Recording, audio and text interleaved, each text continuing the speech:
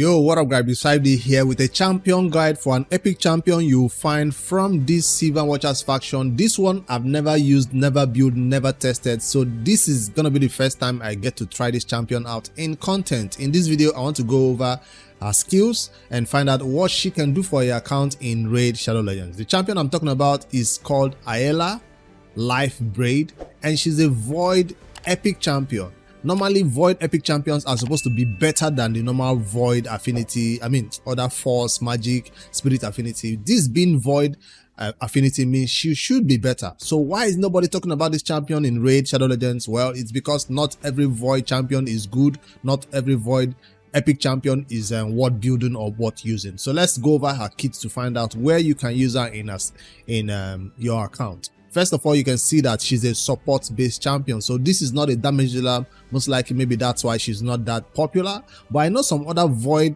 epic champions who do revives and healing and all that are very popular, right? So let's see why she is not being used anywhere in Raid. On our A1, this champion's A1 is called Restorative Blow. This is a skill that attacks one enemy, restores the destroyed max HP of this champion or the ally with the most destroyed HP by 25% of their destroyed max HP. So this is not a heal. This is not a A1 heal. It's just going to be a restoration of destroyed max HP. And that's maybe one of the reasons why this champion is not that common to use, because destroyed max HP content in Raid are just a few. In the early game, you really don't get to do with it in Dragon, in Fire Knight, in any of those content, right? It's maybe the Fire Knight hard mode that has that opportunity of destroying your max HP a little bit, just a little bit. Then the Hydra has a little bit of destroyed max HP. Now the content that destroys champions max HP the most in Raid is going to be the what do you call it now? Not Iron Twins Fortress. Let me go to that content and see. Maybe that's why nobody really uses her, because we already have champions we use for this Sand Devil Necropolis. This is where destroyed max HP comes into play the most that I have seen in Raid. So if you're not going to use this champion in this content for that A1 restoration of destroyed max HP, then maybe that's why she's not that popular, or we don't even care about our champion's HP being destroyed in that content. We have one epic champion who always restored our destroyed max HP or revive anybody that goes down. So because you have to do it while the enemy is asleep, maybe that's why Aeila Lifeblade is not common. But if you're going to use her for that A1 destroyed max HP restoration, that's one thing, one content that you need it for the most right there. All right, this damage is based on attack, but if you know anything about support champions, they don't do a lot of damage. Most people don't build support champions with crit rate or crit damage. So in this build, because she's a support role champion, I'm not going to be bothering put crit damage or crit rate on this champion. I want to focus on her healing and restoration abilities more than any other thing. Now on the A2, this champion's skill on the A2 is called Song Strike. Attacks one enemy before attacking, places 50% increased accuracy buff on all allies for 2 turns. Increased accuracy allows your rest of your team to come into the battle with less accuracy than the required amount. But if you already have enough accuracy for that content, you most likely don't even need this buff. But if you're building a team that revolves around her, you can make sure you build them with less accuracy than required, because that's it. Accuracy that will last for 2 whole turns, accuracy buff that will last for 2 whole turns. If it's not stripped, removed, or anything like that, you can get it around on a 3-turn cooldown and always have it on your allies if she's fast enough to place it every time on them. Also has a 75% chance booked up to a 100% chance of placing sleep. Now this is one thing that will also be very, very useful in that Sand Devil Necropolis. A 100% chance of placing sleep on a champion who is void affinity. That means she will not get any weak hit, no affinity changes, nothing like that. She will always place sleep on the Sand Devil Necropolis. It's on a 3-turn cooldown though, so you have to always have somebody in there to help her along sometimes, because A1 sleep is what most players like to use for that Sand Devil. But if you're not here there with your Sifis and others who have A1 sleep consistently on that boss, you might want to use a champion like this to pair with some other epic that also has a sleep. So 2 sleep champions who have it on their 3-turn cooldown or something can definitely get it done for you. except you don't mind waiting for the entire 3-turn cooldown to come back up before you use it again on that boss.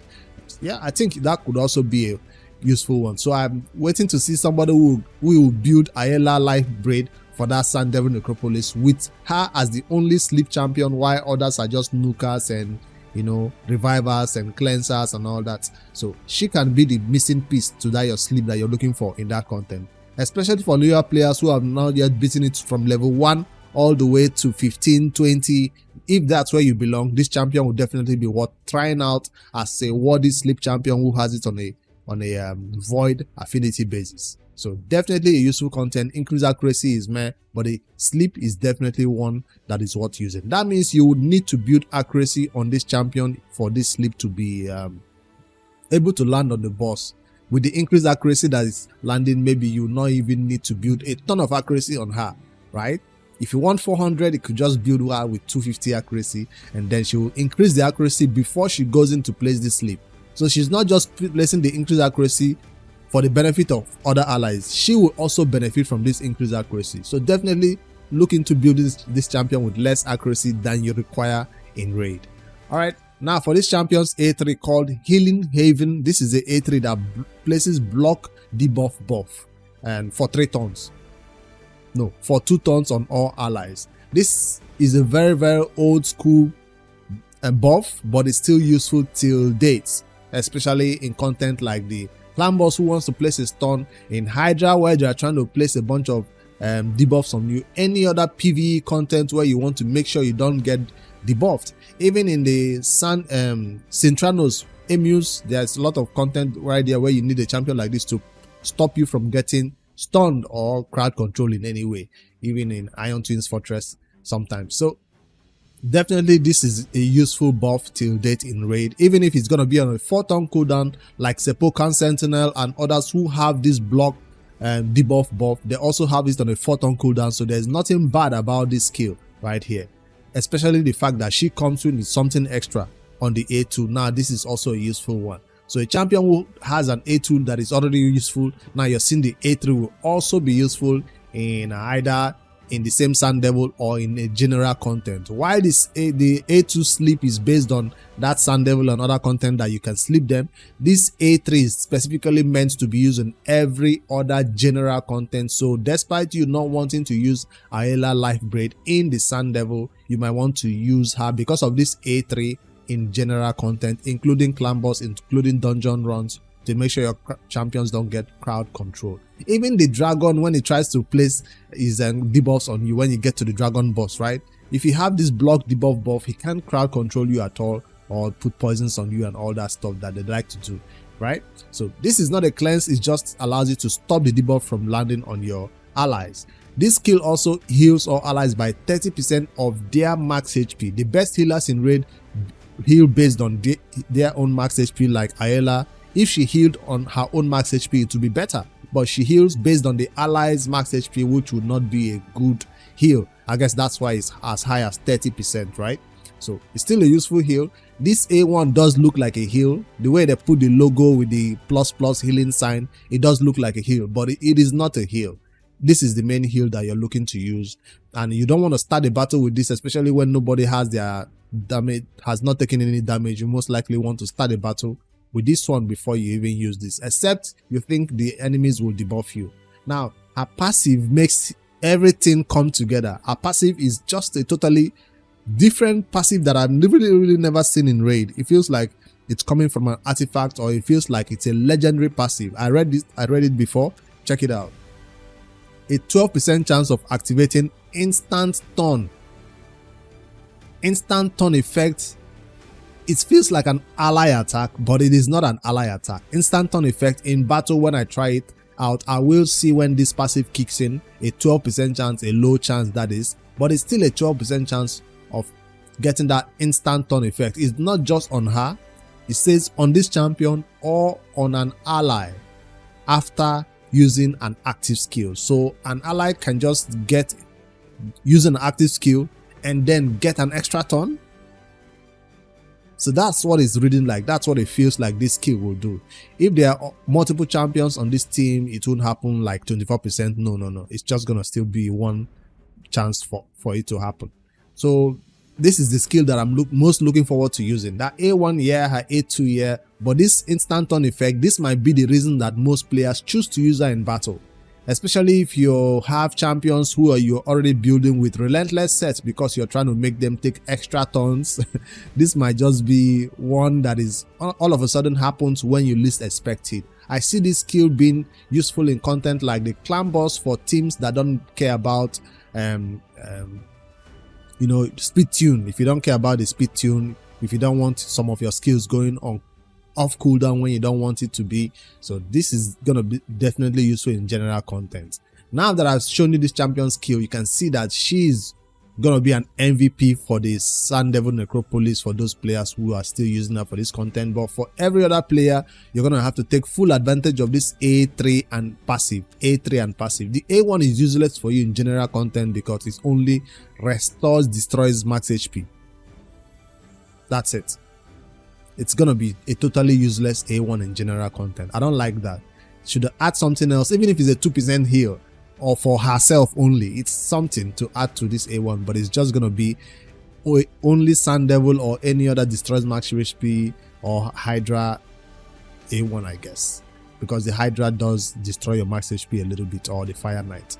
Alright, it's time to go see how I build this champion. For you, a champion you see that needs accuracy and some survival stats, I guess you know we're gonna just put them in the basic gear set. I'm not building this champion for super endgame content, so I went with the basic set of a random set or even a perception set. Because of that high accuracy requirement to always land that sleep, the sleep is the only reason to land to put accuracy on this champion. Now if you do not need her for Sand Devil, forget about accuracy on this champion. I definitely would love to use her in that content, but I already have a team for that, so I'm not going to test that. But if you want to see me build a team about Aeila Lifeblade in the Sand Devil, placing a sleep along with some other sleep champion, whether it's level 20 or so, let me know in the comments and I'll put together just that part of a video for you guys to add to this one. But for now, I'm just gonna test her in general content because that's what most players will use her for the passive, and this that I'm most excited about. I did give her Cruelty Blessing. I did also give her the mastery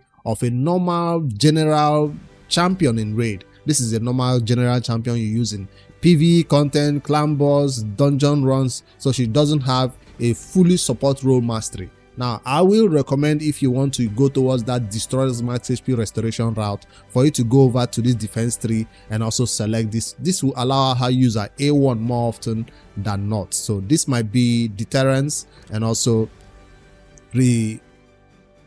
retribution. That will also be a useful one for that A1 to always be used to restore destroys max HP.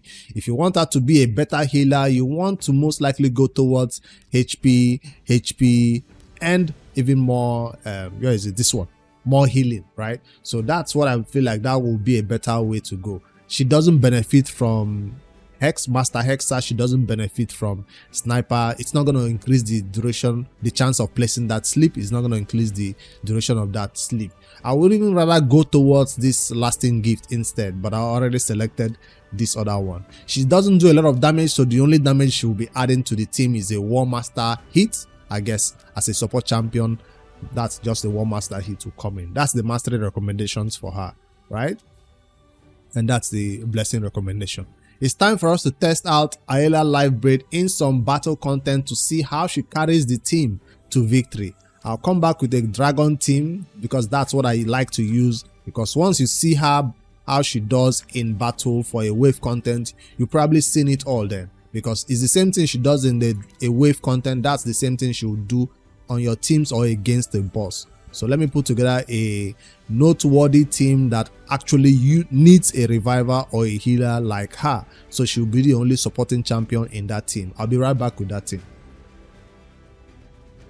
Alright, I've put together this sample dragon team that is supposed to take a ton of damage from the wave and die and all that stuff. I don't have a reviver. I'm hoping Aeila can do a job of keeping the entire team alive, stop me from taking a bunch of debuff. That's why nobody in the team right here has as much support capability as she does. I really want to see what she can do for wave content, or even if I have time, we'll run all the way to the boss to see when people begin to die. But Frozen Banshee is there, that is supposed to help us nuke the boss with all the poisons she's supposed to place, and then I put this one along just because he's negative affinity and will take a bunch of damage also. Let's see if Aeila, who I built with about 300, 260 speed, I'll show you the total stats after this battle to see if she can keep the team alive. Let's fight this dragon. First wave content.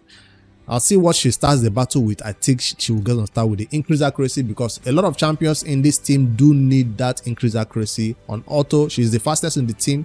What does she start the battle with? She starts with the A3. She tries to stop us from taking any debuffs in the from the enemies. Let's see if Frozen Banshee will do whatever she does with her A1. I'll put it on full auto and see when we begin to take damage. Aeila goes in with a sleep, and you go in and wake the champion up. Alright. We're beginning to take some damage. We've already used our healing ability. So Aeila, remember, doesn't have a revive. So you might want to pair this champion with a second healer, with a reviver, because it's already looking dicey. Maybe I underestimated this team too much. She did a little bit of healing there. I might have to bring in my Deacon, my Frozen Banshee, my other damage dealers, because we can't get through this one. I just wanted to see if she can really support a team that relies heavily on her. Obviously she cannot bring them back to life when they go down. She's just there to stop them from taking debuffs, but that doesn't stop them from taking damage. It's not a block damage or anything. So let's end out battle and bring in some other MVPs of a Dragon 20 run that will do some damage and get through the waves faster without us dying. I was comparing Aeila with this other revive champion that I saw right here. This champion. So I might just add her because she's definitely worth using for a content like this. Or one epic champion that a lot of players will use for a content like this. Let's add in our MVP and bring in some other damage dealers. Whichever damage dealers you try to use, whether it's an epic one like this that lands decreased defense, we already have that role fulfilled. And if I go down further, I see decreased defense in there. I want pure damage now so we can get through wave 1 faster. Without using Seer though, because that would be an overkill. I know who to bring. More poisons. We can't ever go wrong with more poisons. And who else? I don't want turn meter reduction, more damage. So I guess this is still an epic team. The last one could not support themselves. I said I was going to bring in this champion who feels like she would work well with Aeila because they avoid both void affinity. And if I start the battle again, it will be more smoother, more cleaner this time around. Still, Frozen Banshee is in there to land the poison when we get to the boss battle. This time around, wave 1 will have no chance because my Deacon Armstrong does have a stun set and most of the enemies will be stunned. No, none of them. So it's looking much safer now. Aeila cannot do the job of your only support champion standing in the team, but I'm sure that this other support champion I brought in along can do it stand alone without requiring somebody else. Apothecary can even do a better job at healing than Aeila. So don't think she'll just come to your team and carry you all the way from wave 1, wave 2 and wave 3. You've clearly seen that she will need some supporting champion to go along with it, especially a revive champion, because you will take damage, you will go down. I feel like she's just a sepulcher without the decreased attack, but more of the increased accuracy and some other debuffs. So it feels like a normal smooth battle right now. So what is the role of Aeila in this team? She's stopping us from getting debuffed, especially when we get to the boss. You see that in real action where hopefully she doesn't have a cleanse. It's not a cleanse that when we have the poison from the boss she'll now remove it. No, she cannot remove it, but she can stop the boss from placing those poisons debuffs on us. So that can be good. Let's see after this second wave when we go to the boss, see if she can get that job going for her. I see the sleep still landing from that A2 because that's what it's on, but we don't really need that sleep debuff for this content. Also, lots of bosses in raid, you cannot place sleep debuff on them. Only the Sand Devil Necropolis and I think one in Doom Tower also. No boss in Doom Tower can be slept also. So it's only the Sand Devil that really can have that sleep debuff placed on him. So that's why a lot of players will choose to use this champion for only that content. Also, that makes a whole lot of sense why she's not very popular. But if you're looking for that block debuff buff champion for your clan boss, whether you're still struggling to get all the way to brutal clan boss or push further in nightmare, you're still looking for an unkillable, you don't have it, you might want to look towards Aeila to stop you from getting stunned if you're not building one of those unkillable teams that, you know, knows how to take care of the stun or remove the stun. Block debuff buff is always useful for that content. Now, this is what I'm talking about. She has placed the block debuff buff on all of us. If the boss tries to place his poison right now, which he won't, right? He won't, right? Now, he didn't do it. Hopefully, she's fast enough to place it before he gets his turn. I'm waiting for Aeila to place the block debuff buff. I really don't want us to get... She didn't do it. Is she faster than the boss, or is he going to place... We're getting Tometer feel. Yes, she did it. And we're getting no poisons from the boss right now. He's about to get his turn. That's her job right there. So when you have a champion like this that can stop you from getting a bunch of debuffs from enemies, it's always useful to use, especially when you can time that buff along with when the enemy is about to place the debuff. It saves you a lot of, you know, time of not cleansing. Either you have a cleanser that can remove the debuffs instantly, or you have a champion like Aeila that can stop the debuff from even landing in the first place. So besides that, she feels like a normal epic champion. I really don't think she feels like a void legendary champion. Void epic champion. Now, one thing I didn't see in battle a lot is this passive happening. I might have to fight one more battle to see when this passive happens. Just one more. I really want to take a closer look at when this passive happens. This is Deacon using his A3 and A2 like he normally does. This is Aeila doing what she normally does. I want to see when a champion will have that 12% Aeila passive, you know, happening for them. Not happening this time around, because it does say it's an instant stun. I might have to go on slow mode to see it when it kicks in. That's not it. That's not it. Does it? It also happens for her, right? She can do it for herself too. That's not instant turn. No instant turn there. This is Deacon using his 2 turns like he normally does. No instant turn there. I really want to see it happen at least once before I end this video, so we can see that her passive is actually useful. 12% chance, it's a small chance, yes, but at least we should see it happen once and see what it looks like when a champion gets that instant turn. Either she gets it or the champion does. I wish it was a higher chance for her than a 12% chance for other allies, but it's the 12% all round. How long will it take to proc this 12% instant turn?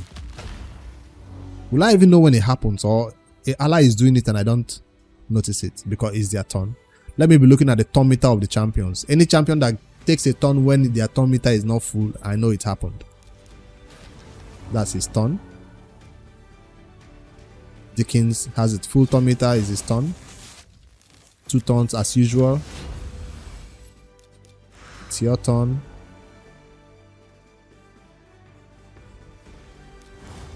Really want to see this happen. Come on, Aeila. Just 12%.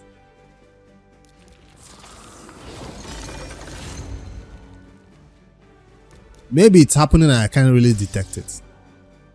Maybe it's happening and I can't really see it.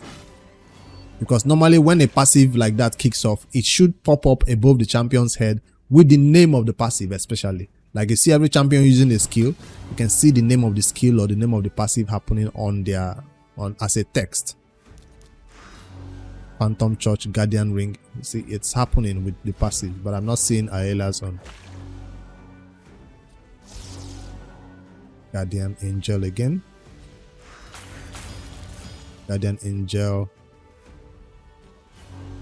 Cruelty, Guardian Angel. I'm not seeing Aeila's passive happening. What's the name of her passive? So when I see it, I recognize it. Let's not kill them so fast. I'll use only A1s now. They say from skills. Does the A1 not count as a skill?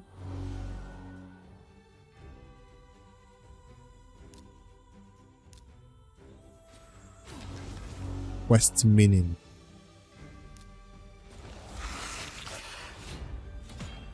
Use this one. Cruelty. Use this one. Flipping Retribution.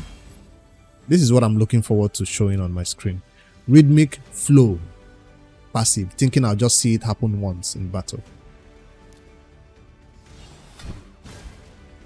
Cruelty. No Rhythmic Flow.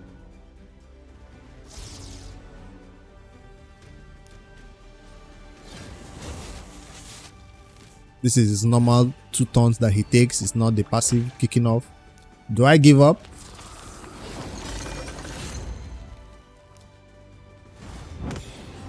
Even call. I saw it now. I saw it. It happened finally. She just did her A3 and now she's doing it another skill again. So that's the instant turn I was waiting for. I guess it's a very, very low chance, 12% chance. It is a low chance. I thought it's going to be happening more often, just like Relentless happens more often. You can see it instant turn. But just like she just used the A3 and it's letting her take an extra turn. But like I said, it's a very, very low chance and it's rarely happened. Throughout the first wave, I didn't see it happen once. Maybe it happened, I didn't notice it. But it's supposed to also happen for champions like this that take a turn with their skill and then take an extra turn. I guess we can't wait for that to happen again. But yeah, at least I got to see it happen once, so we know that that skill actually works just like they say it should. Applies for her and other allies, but I've not seen it happen for other allies yet. Taking his 2 turns like it normally does. No Rhythmic Flow. Because when it does happen, the text should show above her head called Rhythmic Flow.